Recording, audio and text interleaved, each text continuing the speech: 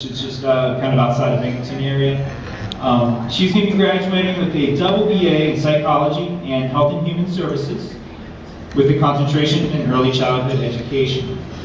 And then one day soon, obtain her PhD in clinical psychology and become a child clinical psychologist one day here. Taylor, I got to know Taylor, it was the junior year going into her senior year. And it was at meeting her for the first time in June 2009 for swim camp.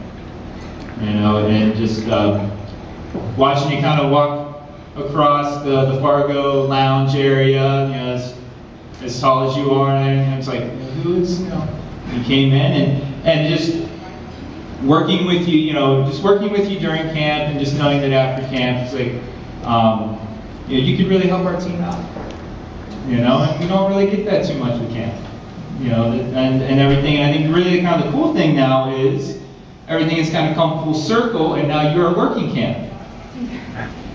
That's a funny thing how things turn out. One thing I'll remember with you, and you just did it, is that you always greeted me with a smile.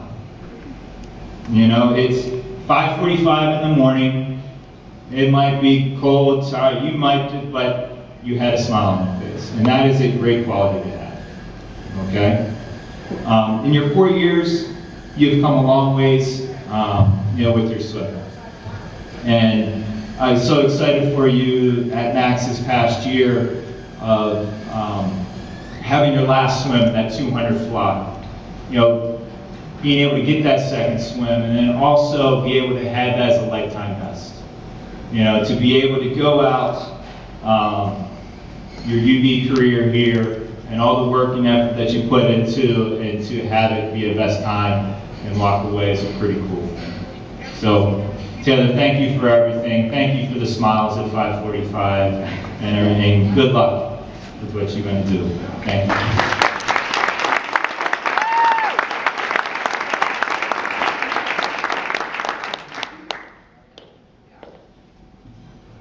Wow, I never thought this day would come where I'm up here with my retirement speech after 15 long years of swimming. If you Urban Dictionary the word swammer, you will see that it is a noun representing a competitive swimmer who is officially retired from the sport in favor of sleeping in fully hydrated skin in a normal social life. The phrase that really stuck out to me was a normal social life. We had anything but a normal college experience, but I really wouldn't trade it for the world. I just want to say to my teammates, no matter if you're done like I am or still have time left here, you should be extremely proud of not only your physical talent, but the fact that we're a part of something bigger than ourselves. We share a rare bond, and I think of you guys as my family away from home.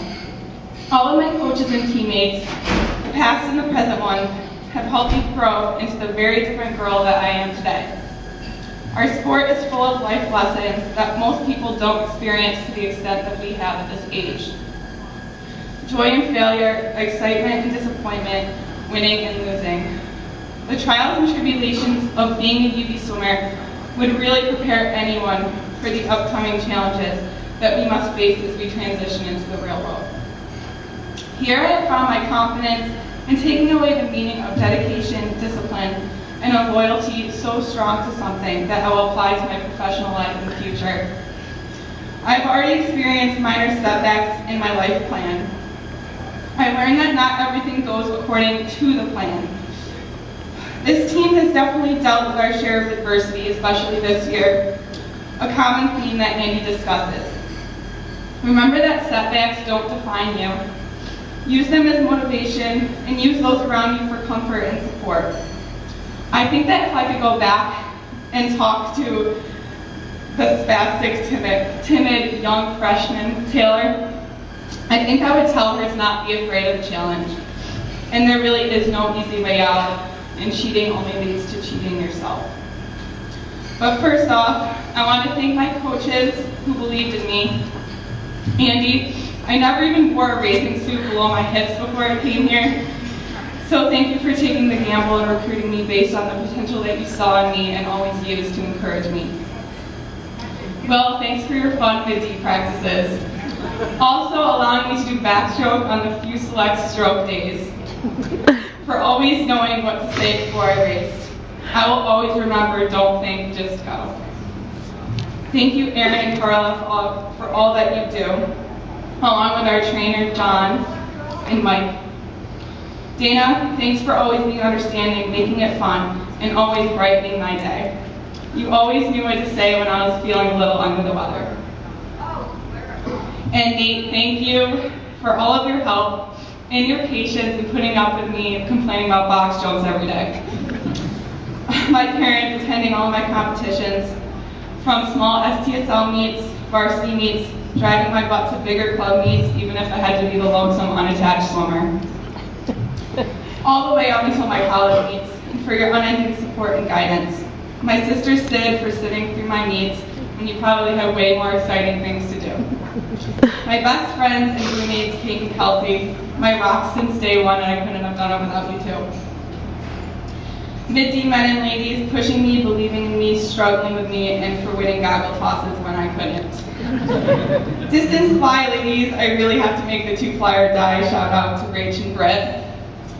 And the few, the true, the ones from the class of 2014 that actually survived. And the rest of my teammates, treasure the family tree breakfast, locker room jam sessions, being that team that takes up the entire long table at the dining hall. Even the infamous Mario Kart and Wheel of Misfortune or Misfortune practices. Having to complete 6 100s or 200s if you're really lucky, off of the blocks before going home for any type of holiday. And last but not least, ringing in every new year with some NASCAR bright early in the morning. I will miss you guys so much, and thank you for everything. I love you guys forever. Go Bulls.